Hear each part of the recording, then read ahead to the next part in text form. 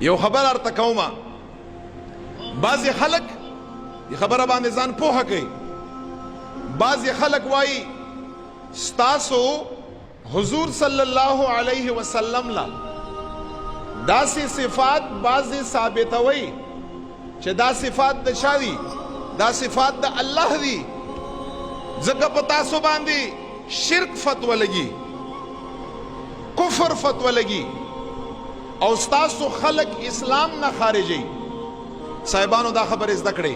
ګورئ قرآن کریم دی او په میډیا باندې م دی او په سپیکر باندې م دی او علی الاعلان دی او همیشه لپاره به زمونږ هم دا خبرې داسې نه چې مونږ یو وخت د چا په هغه کې راغلي یو دلته هم دا خبرې دي او بیا مخامخ مونږ او ستاسو کې ګوندې دې خبرو صلاحیت یا جرأت نه.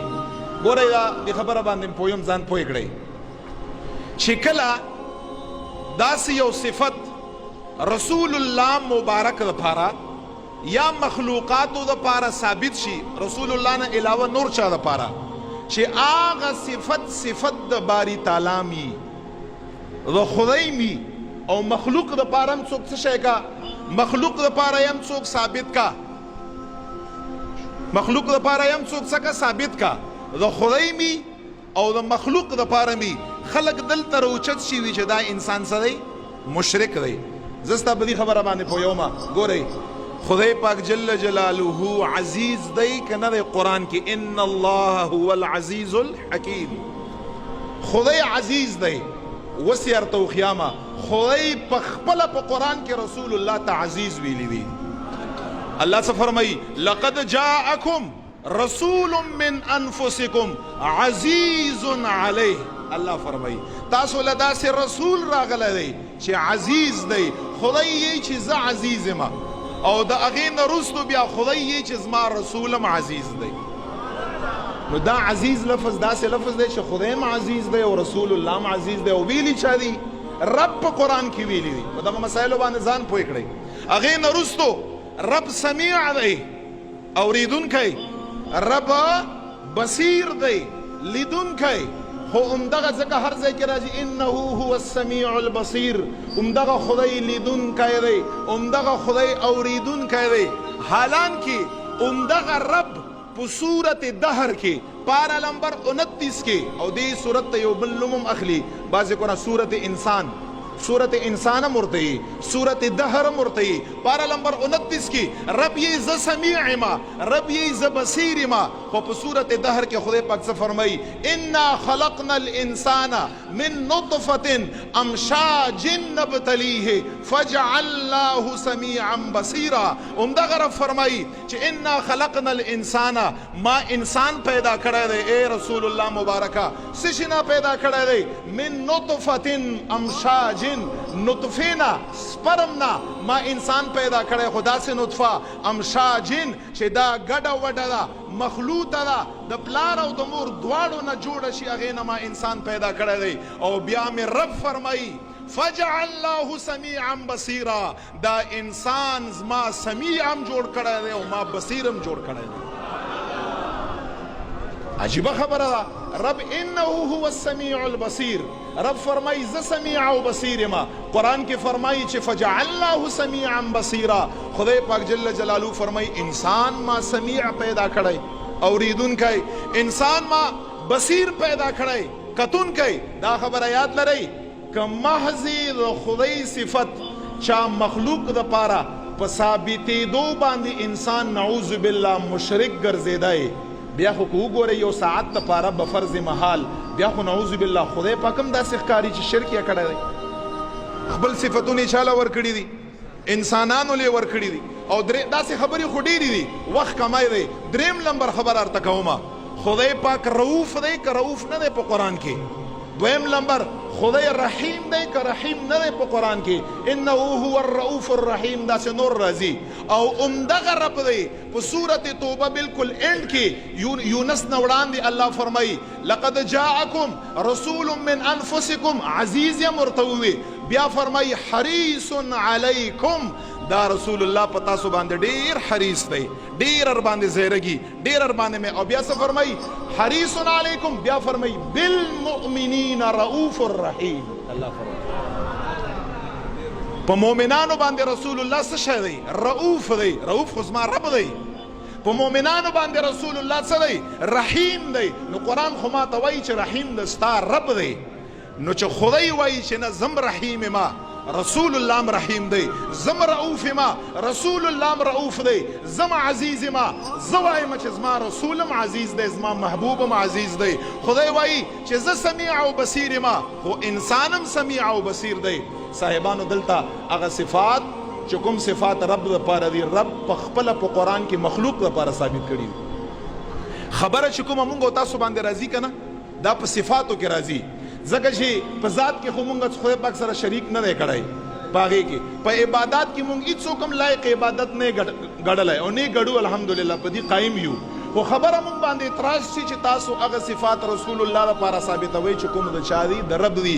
زور ته وایمه چې هغه صفات که رب ثابت کړي دي او که مونږ یې ثابتو، څلور فرقونه دي پکې، دا یاد لري. څلور فرقونه. که خدای خپل صفات مخلوق دپاره ثابت کړي دي، یا مونږه صفات داسې صفات دي چې رب هم صفات دي او رب هغه صفات رسول الله مبارک دپاره هم څه دي؟ ثابت کړي دي. یا مونږ رسول الله دپاره ثابتو، یا په عام مخلوقاتو کې بل چا دپاره ثابتو. صاحبانو هغه په څلور فرقونو باندې، خالی په څلورو فرقونو باندې ځان پوه کړئ. دا زده کړئ، دا ډېر ضروري دي. او چا لیکلي دي؟ فتاوا بزازیه، دا یو فتاوا ده او په هغې کې څلور فرقونه دي. چې کله تا ته داسې ښکاره شي چې دا صفت خو د خدای م دی او دا صفت رسول الله م دی، یا دا صفت د خدای دی او دا صفت دوی یو مخلوق له ورکه، هلته به ستا څه عقیده وي؟ هلته به ستا دا عقیده وي چې دلته په دغې صفت د خدای او رسول کې څلور فرقونه دي. سره د څو یې منو؟ سره د څلورو فرقو یې منو. بیا په دې کې بیا هېڅ شرک نشته، هېڅ خبره پکې نشته. اول نمبر فرق زده کړئ.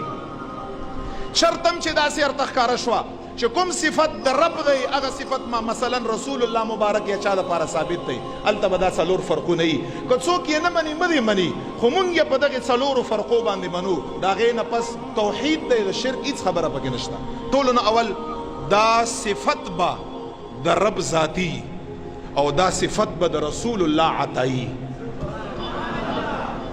څوک چې دی عزیز دی رب، څوک عزیز دی رسول الله، څوک رؤوف دی رب، څوک رؤوف دی خدای پاک وایي رسول الله، څوک رحیم دی رب، څوک رحیم دی رسول الله، څوک سمیع دی رب، څوک سمیع دی انسانم، څوک بصیر دی رب، څوک بصیر دی انسانم. دا رب وایي. خو دلته فرق دی. دا خو یو صفت یو شان ته ثابت شو، بیا شرک دی؟ نه. اول نمبر خدای سمیع دی، خدای بصیر دی، خو ذاتی. ذاتی څه مطلب؟ سمع چا نه ده ورکړی، خپل یې دی. بصارت چا نه دی ورکړی، خپل یې دی. ذاتی دا مقصد دی خپل.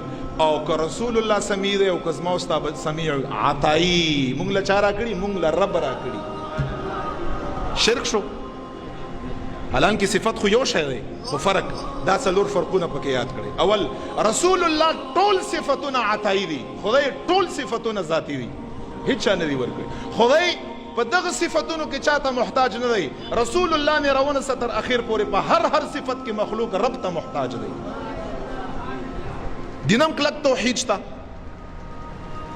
دویم نمبر فرق پکې دا دی چې خدای او د مخلوق صفت ته یو شی ښکاري. دویم فرق پکې دا دی چې د خدای صفت واجب دی، واجب. د مخلوق صفت ممکن دی، ممکن واجب. ممکن څه ته ویل کېږي؟ کله به یي کله به نه، کله به یي کله به نه. واجب څه ته ویل کېږي؟ چې همیشه دپاره به یي. خدای عزیز دی، خدا عزیزیت صفت یا واجب دی. رسول الله عزیز دی، دا عزیزیت صفت یا ممکن دی. کله به یي کله به نه. رب به همیشه دپاره یي. ما او تا سمیع او بصیر یو، رب هم سمیع او بصیر دی. زما او ستا دا صفت ممکن دی چې مړه شو ختم، خو رب او دی ایبه. دینم غټ توحید شته. دا دویم نمبر فرق دی پاغي.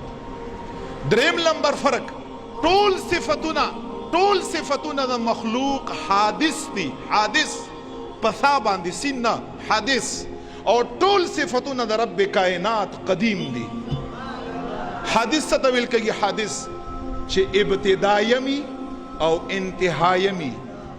نو چا چې ابتدا او انتها وي که نه، نو هغه بیا مخلوقی ښه ما او ستا ابتدا او انتها شته که نه یو وخت زما او ستا نه و که نه بیا په یو وخت کې را پیدا شو چې دا کوم وخت نه را پیدا شو 1986 1985 او 1953 او 54 دا زما او ستا تاریخ پیدایش دی که نه دا زما او ستا ابتدا ده چې کله مړه شو زما او ستا انتها ده حادث څه ته حادث مخلوق حادث دی څه مطلب مخلوق ابتدا هم شته انتها هم شته رب قدیم دی نه ابتدا شته او نه انتها شته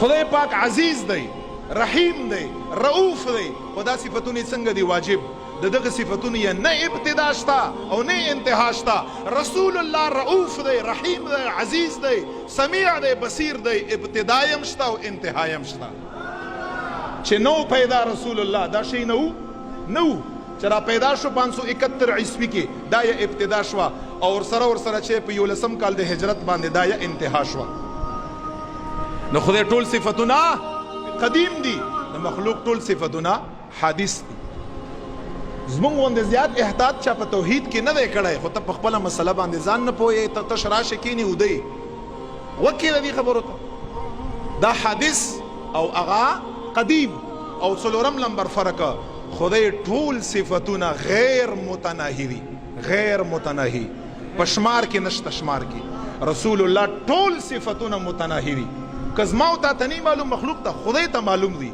خدای هغه هیچ چاته نه دي معلوم نو خدای ټول صفتونه غیر متناهي او د رسول الله یا د مخلوق صفتونه متناهي دا پکې څلورم فرق دی دا یاد لره چې کلم زه وایم رسول الله عزیز دی الله عزیز دی رسول الله رؤوف دی الله رؤوف دی رسول الله رحیم دی الله رحیم دی مونږ تاسو وایو حضور علیه السلام مبارک سره چې کوم خدای ورکړای مونږ یو کوم خدای ورکړای د هغه بعضو مغیباتو علم غیب چې څه ته ویل کېږي چې خدای کوم ورکړای اشته ورسره وي دا خو د خدای صفت دی خدای پاک په غیب باندې پوهیږي مونږ یو چې رسول الله هم پوهیږي په غیب باندې الله هم پوهیږي په غیب باندې وی دلته دا تاسو صفت الله صفت رسول الله په شرک دی نعوذ بالله دلته هم خطا کوي مونږ ورته یو د خدای غیب ذاتی رسول الله غیب خدای ورکړی عطایی د خدای پاک غیب واجب رسول الله غیب ممکن د رسول الله غیب حادث